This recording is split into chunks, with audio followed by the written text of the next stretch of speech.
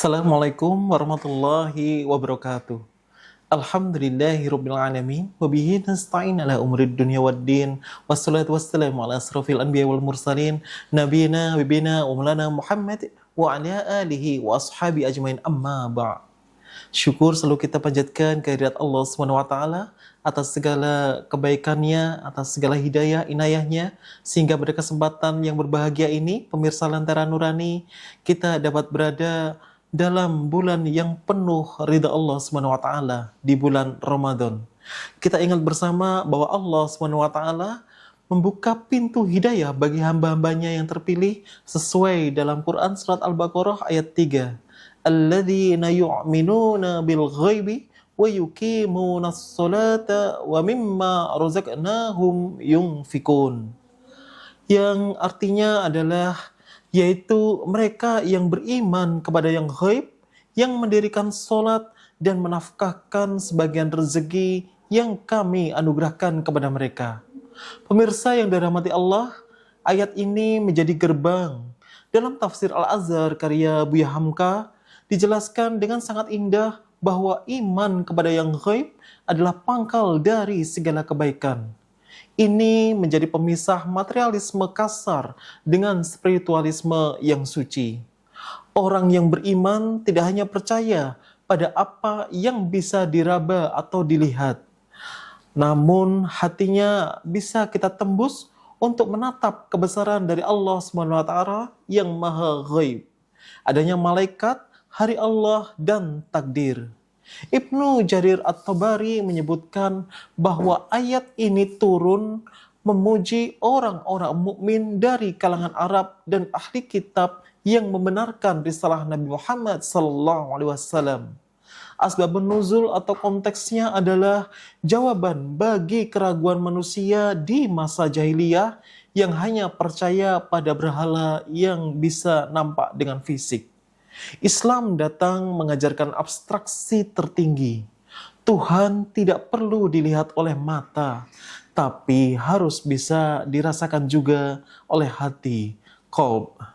Sifat yang kedua, yuqimunas sholata, mendirikan sholat.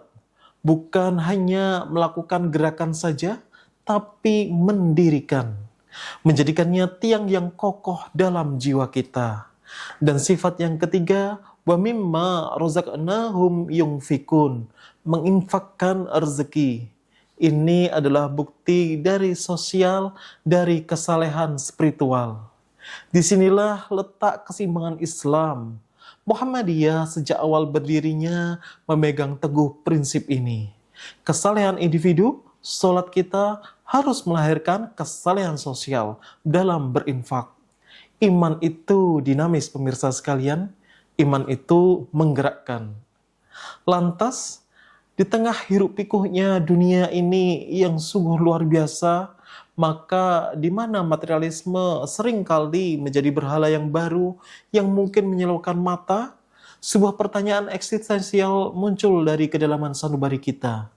Bagaimanakah kita merawat mata air iman di dalam dada agar ia tetap jernih, mengalirkan kesejukan, dan tidak keruh oleh endapan syahwat duniawi? Bagaimana kita memastikan agar benteng tauhid kita tidak runtuh diterjang polusi kehidupan yang kadang menawarkan kenikmatan semu dan fana? Dalam hasanah spiritualisme Islam, hati manusia disebut al-qalb, yang secara etimologis bermakna sesuatu yang mudah berbolak-balik. Imam Al-Ghazali dalam karyanya Ihya Ulumuddin mengibaratkan hati laksana cermin. Ia bisa menangkap cahaya malaikat, namun ia juga bisa tertutup oleh karat dosa, hingga kemudian menghitam dengan pekat.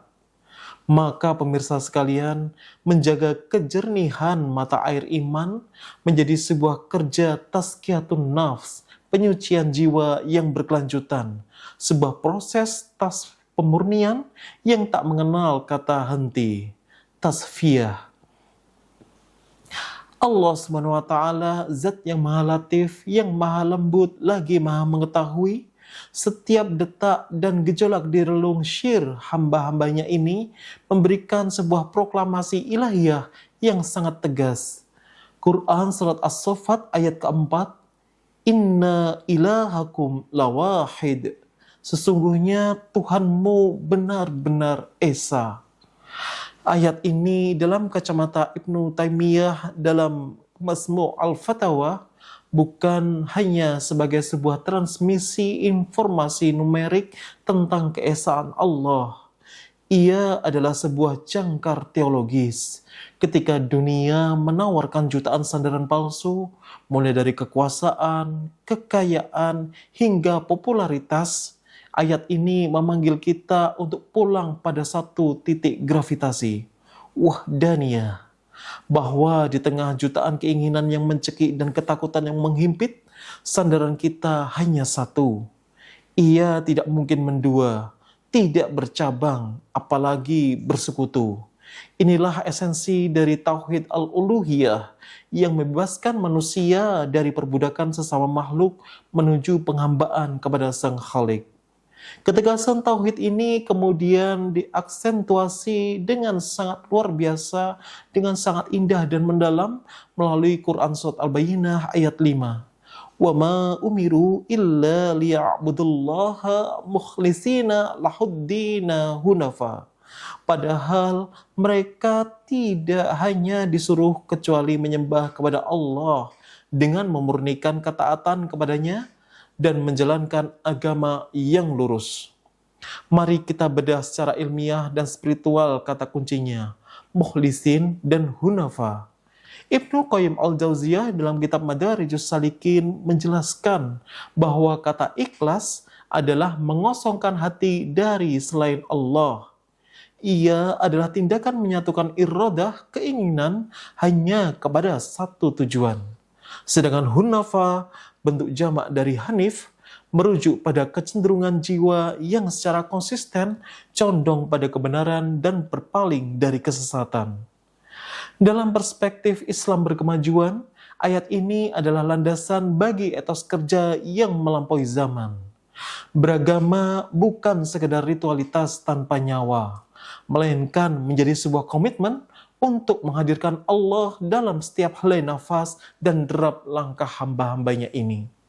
Kita diperintahkan untuk menjadi pribadi yang mukhlis, yang tindakannya murni, yang profesinya adalah beribadah, dan yang kontribusi sosialnya adalah manifestasi dari ketaatan yang tulus. Inilah yang menjadi substansi dari manhaj Muhammadiyah, memadukan kemurnian akidah dengan kedinamisan amal. Tauhid yang benar tidak akan membiarkan pemeluknya menjadi apatis.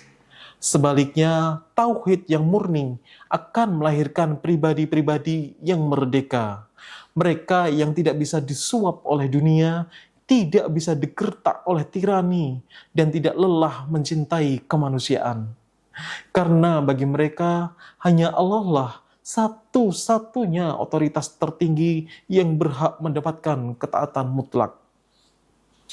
Inilah pemirsa sekalian yang menjadi mata air kita. Ia bersumber dari pemahaman bahwa Allah adalah Al-Wahid dan dirawat dengan praktis ikhlas yang tanpa henti oleh hamba-hambanya. Saat ketaatan kita telah murni, mukhlisina lahuddin, maka segala hiruk pikuk dunia ini hanyalah menjadi riak kecil di permukaan yang tiada artinya. Sementara di dasar hati kita, kedamaian tauhid tetap kokoh dan tak tergoyahkan. Pemirsa Lentera Nurani yang dirahmati Allah, mari kita selami kata kuncinya, mukhlisin atau ikhlas. Dalam pandangan tafsir At-Tanwir Muhammadiyah, karya monumental yang disusun oleh para ulama di Majelis Tarjih dan Tasdid Minan Pusat Muhammadiyah, ikhlas dimaknai lebih dari sekedar tanpa pamrih. Tafsir At-Tanwir mengajak kita menyelami ikhlas sebagai sebuah pembebasan. Ikhlas adalah proklamasi kemerdekaan jiwa dari segala belenggu perbudakan selain Allah Subhanahu wa taala.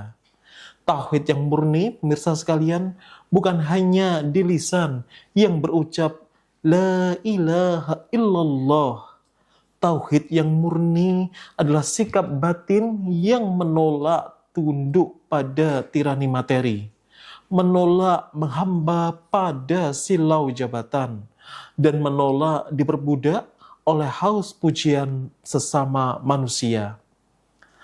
Saat kita sudah ikhlas, kita akan merdeka.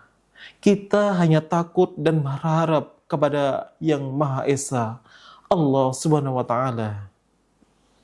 Pemirsa sekalian, untuk membumikan makna ini, mari kita putar kembali waktu, menengok sebuah bilik sederhana di kampung Kauman, Yogyakarta yang sudah lebih dari 1 abad yang lalu. Kita refleksikan kisah keteladanan dari sang pencerah, Kiai Haji Ahmad Dahlan. Suatu pagi di Langgar Kidul yang bersahaja, Kiai Haji Ahmad Dahlan mengajarkan surah Al-Ma'un kepada murid-murid atau santrinya. Hari berganti hari, pertemuan berganti pertemuan, namun Kiai Dahlan tidak kunjung berpindah menuju surat-surat lainnya.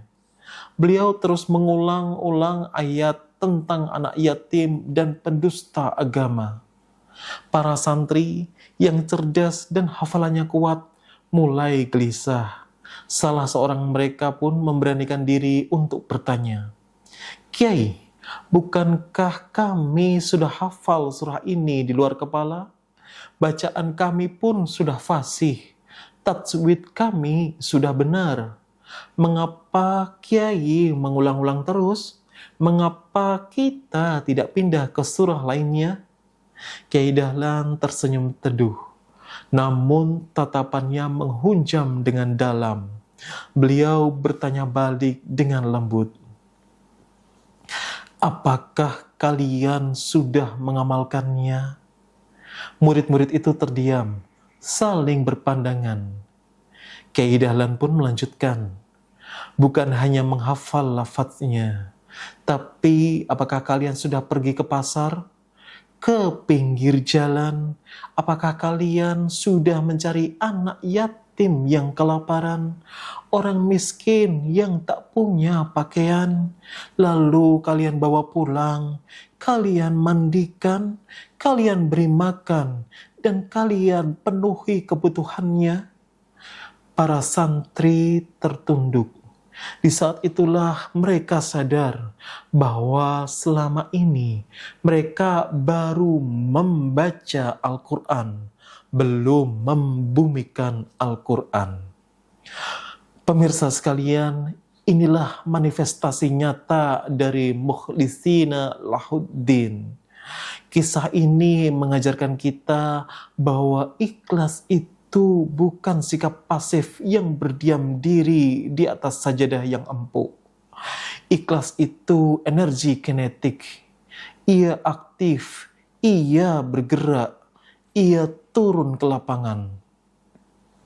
Kiai Haji Ahmad Dahlan melalui keteladannya mewariskan kepada kita apa yang kini kita kenal sebagai teologi Al-Ma'un, sebuah teologi pembebasan, bahwa ibadah ritual seperti sholat, membaca Al-Quran, beribadah puasa tidak akan sempurna tanpa kesalehan sosial, bahwa tauhid harus melahirkan keberpihakan kepada mereka yang lemah, para mustad'afin.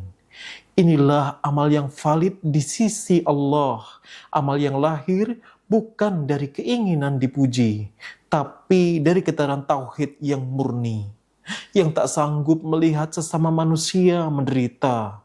Inilah wajah Islam yang sesungguhnya, Islam yang menyantuni, Islam yang memberi solusi, Islam yang berkemajuan. Namun pemirsa Lentera Nurani yang hatinya senantiasa terpaut pada cahaya ilahi, kita pun harus menyadari sebuah realitas yang jujur, bahwa perjalanan menegakkan kebenaran, dakwah amar ma'ruf nahi mungkar, tidak pernah menjanjikan hamparan permadani merah yang mewah. Ia adalah jalan pendakian yang terjal, yang seringkali akrab dengan duri-duri ujian. Ada kalanya Di tengah ketulusan kita berkhidmat untuk umat, kita justru dipandang sebelah mata, dicaci dengan lisan yang tajam, diremehkan ide-idenya, bahkan dalam titik nadir kita dianggap sebagai pecundang yang gagal. Mari kita basuh luka hati kita dengan merenungi satu fragmen sejarah yang paling menyayat sekaligus menguatkan. Bayangkanlah Rasulullah Muhammad SAW, sang kekasih Allah yang saat itu tengah dirundung duka mendalam karena wafatnya putra beliau, Ibrahim dan Al-Qasim. Di saat hati seorang ayah yang sedang hancur, muncul sosok Al-As bin Wa'il dengan lisan yang penuh bisa mengejek beliau sebagai abtar, seorang laki-laki yang terputus keturunannya. Sosok yang mandul sejarahnya, yang jejaknya akan hilang di telan zaman karena anak laki-lakinya wafat. Namun langit tidak diam. Allah SWT menurunkan tasliyah, sebuah hiburan langit yang abadi dalam Quran surat Al-Kautsar ayat 3. Inna syani'aka huwal abtar. Buya Hamka dalam tafsir Al-Azhar dengan sangat syahdu menjelaskan bahwa ayat ini adalah pembelaan mutlak dari Allah. Allah seolah berkata, "Wahai Muhammad, bukan engkau yang terputus. Namamu akan digadangkan di setiap menara masjid, disebut dalam setiap syahadat, dan dicintai oleh miliaran jiwa yang bahkan belum lahir saat ini." Dan tentunya terbukti, hari ini kita menyaksikan para pembenci Nabi hilang ditelan debu sejarah tanpa jejak-jejak kebaikan. Sementara cahaya Nabi Muhammad SAW semakin benderang menembus sekat waktu. Pemirsa sekalian, jika hari ini Anda merasa dan dada Anda menyempit, merasa dunia sedang menghimpit dengan beban yang seolah tak tertahankan, kembalikanlah pandangan Anda pada janji yang tak mungkin diingkari dalam Quran surat Al-Insyirah ayat 5 dan 6. Fa inna ma'al usri yusra, inna ma'al usri yusra. Perhatikanlah kelembutan bahasa Al-Quran. Allah menggunakan kata ma'a yang berarti beserta atau menyertai, bukan ba'da yang berarti setelah. Para ulama tafsir termasuk dalam diskursus pemikiran Muhammadiyah menegaskan sebuah manifestasi yang optimis, bahwa kemudahan itu tidak sedang menunggu kesulitan pergi. Kemudahan itu dititipkan Allah di dalam kesulitan itu sendiri. Ia ibarat mutiara yang terbungkus cangkang yang keras. Di balik setiap peluh perjuangan mengelola amal usaha, di balik setiap penolakan saat berdakwah di akar rumput, disitulah Allah sebenarnya sedang menyiapkan kemudahan berupa ketangguhan mental dan pahala yang berlipat ganda. Inilah yang diaplikasikan secara sempurna oleh baginda Nabi Muhammad SAW dalam tragedi Taif. Ketika tubuh mulia beliau berlumuran darah karena lemparan batu, ketika sandal beliau basah oleh darahnya sendiri, malaikat penjaga gunung sampai gemetar karena amarah dan menawarkan untuk membumi hanguskan penduduk Taif. Namun inilah puncak dari kemuliaan nurani. Beliau tidak reaktif, tidak menyimpan dendam kesumat. Beliau justru berujar dengan nada yang sangat visioner. Jangan, aku berharap dari tulang sulbi mereka akan lahir generasi yang menyembah Allah. Masya Allah, inilah mentalitas ulul azmi yang sejati. Dan inilah yang menjadi ruh dari karakter Muhammadiyah. Sebuah gerakan yang sabar dalam proses, tidak reaktif terhadap fitnah, namun sangat visioner dalam membangun peradaban. Bagi kader Muhammadiyah, kesulitan hari ini bukanlah menjadi penghalang, melainkan menjadi bahan bakar atau energi untuk melesat menuju kemajuan di masa depan. Kita tidak berhenti karena dicaci. Kita tidak surut karena dihina. Karena kita tahu bahwa di ujung setiap kesabaran, Allah telah menyiapkan kemenangan yang manis. Mari kita jadikan setiap tetes air mata dan keringat dalam perjuangan ini sebagai saksi bahwa kita adalah hamba-hamba yang percaya. Setelah badai, cahaya akan selalu ada. Bahkan ia ada di tengah badai itu sendiri. Pemirsa Lentera Nurani yang senantiasa dinaungi cahaya hidayah Allah Subhanahu wa taala, mari kita sejenak menepi dari riuh rindah syuhul, hiruk pikuk urusan duniawi yang sering kali menerangkap kesadaran kita dalam tirani kekinian yang semu. Dalam kacamata sosiologis, kita sering terjebak dalam apa yang disebut sebagai fata morgana materialisme. Sebuah kondisi yang oleh Imam Al-Ghazali dalam kitab Ihya Ulumuddin digambarkan sebagai keterpesonaan pada al-mata al-khurur, kesenangan yang memperdaya. Kita harus menyadari dengan penuh kecemerlangan akal bahwa kita bukanlah pengelana tanpa arah yang sekedar menghabiskan jatah oksigen di muka bumi ini. Kita adalah entitas visioner, sang khalifatullah fil ard yang dirancang sebagai insan kamil, manusia paripurna yang memiliki mandat ilahiyah untuk menembus batas waktu dan ruang. Islam dalam semangat tasdid atau pembaruan yang diusung oleh Muhammadiyah tidak menghendaki umatnya menjadi pribadi yang jumud atau stagnan, picik atau berwawasan sempit. Sebaliknya, Allah SWT melalui firman-Nya dalam Quran surat Al-Hasyr ayat 18 membentangkan sebuah magnum opus atau cetak biru kehidupan yang sangat futuristik dan melampaui zaman. Ya ayyuhallazina amanu taqullaha wal tangdur nafsum ma qaddamat lighad wattaqullaha innallaha khabirum bima ta'malun. Wahai orang-orang yang beriman, bertakwalah kepada Allah dan hendaklah setiap diri memperhatikan apa yang telah diperbuatnya untuk hari esok atau akhirat. Dan bertakwalah kepada Allah, sungguh Allah maha teliti terhadap apa yang kamu kerjakan. Di balik untian retorika langit ini, pemirsa sekalian, tersimpan sebuah konsep manajemen strategis eskatologis yang secara saintifik melampaui teori strategic planning manapun yang pernah dirumuskan oleh manusia. Perhatikan diksi lighot yang secara tekstual berarti untuk esok. Dalam diskursus tafsir otoritatif seperti tafsir Al-Munir, kata lighot bukan sekedar penanda waktu pergantian matahari atau kronologi jam. Ia adalah sebuah manifestasi kesadaran akan masa depan yang berlapis. Secara burhani, lighot menuntut kita memiliki perencanaan hidup yang matang, sistematis, dan terukur di dunia.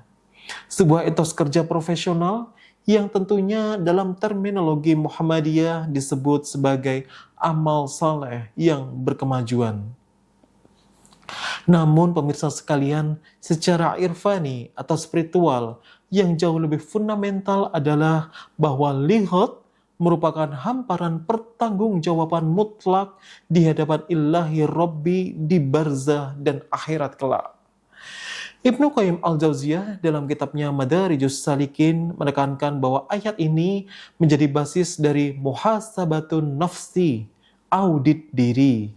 Beliau menjelaskan bahwa orang yang berakal adalah mereka yang tidak membiarkan satu detik pun berlalu tanpa investasi nilai iman. Ia adalah bentuk high level vision di mana seorang muslim tidak hanya berpikir tentang apa yang akan saya makan esok hari, tetapi bekal peradaban apa yang telah saya siapkan untuk menyambut keabadian. Maka perintah wattaqullah yang diulang 2 kali dalam satu ayat tersebut berfungsi sebagai pagar pengaman. Takwa yang pertama adalah modalitas untuk beraksi, action. Sedangkan takwa yang kedua adalah instrumen evaluasi agar setiap progresivitas kita tetap berada dalam orbit ridha Allah Subhanahu wa taala. Inilah yang menjadi esensi dari Islam berkemajuan, sebuah gerak dinamis yang kakinya berpijak kuat pada realitas sosial, namun jiwanya dapat terbang tinggi menembus cakrawala ukhrawi. Kita adalah makhluk masa depan, pemirsa sekalian, dan masa depan itu dimulai dari ketajaman visi kita pada hari ini. Peringatan tersebut ditegaskan kembali oleh Allah Subhanahu wa taala, "Innallaha khabirum bima ta'malun." Sesungguhnya Allah mengetahui apa yang kamu kerjakan. Dan dipertegas kembali dalam Quran surat Al-Adiyat ayat 11, "Inna rabbahum bihim yauma izil lakhabir." Di hari esok itu segalanya akan tersingkap. Tidak ada tirai yang mampu menutupi kemalasan yang dibungkus oleh citra atau keburukan yang disembunyikan di balik retorika. Maka jangan pernah sekali-kali kita menyia-nyiakan potensi raksasa yang telah Allah titipkan dalam diri kita masing-masing. Kita bukanlah produk kemarin, bukan produk yang kebetulan. Kita adalah sebuah karya yang maha karya, yang luar biasa dari Allah Subhanahu wa taala. Laqad khalaqnal insana fi ahsani taqwim. Maka sebagai penutupnya, illal ladzina amanu wa amilus solihati falahum ajrun khairum mamnun. Inilah yang menjadi janji Allah, sebuah upah yang tiada putus-putusnya bagi mereka yang menjadikan hidupnya sebagai ladang pengabdian. Sahabat Umar bin Khattab memberikan kita sebuah metode psikologi spiritual yang sangat ampuh. Hasibu anfusakum qabla an tuhasabu. Hisaplah dirimu, auditlah nuranimu sebelum kelak Allah yang akan mengauditmu secara mutlak. Inilah sejati semangat Islam berkemajuan. Sebuah teologi yang tidak membiarkan umatnya mandek dalam nostalgia masa lalu, tapi terus mendorong untuk berprestasi, haus akan inovasi, dan tak lelah untuk berkontribusi melalui amal saleh yang nyata. Kita bergerak bukan karena ambisi duniawi, melainkan sebagai bentuk sujud syukur kita atas penciptaan yang sempurna. Jamaah sekalian, pemirsa Lentera Nurani, semoga apa yang sesingkat ini, yang sedikit ini di bulan Ramadan ini dapat menjadi capaian besar bagi kita untuk hari ini, untuk bulan depan, untuk hari esok, kelak saat kita tidak di dunia, saat kita di alam barzah, saat kita di akhirat kelak. Nasrun minallah wa fathun qarib wa basyiril mu'minin. Wassalamualaikum warahmatullahi wabarakatuh.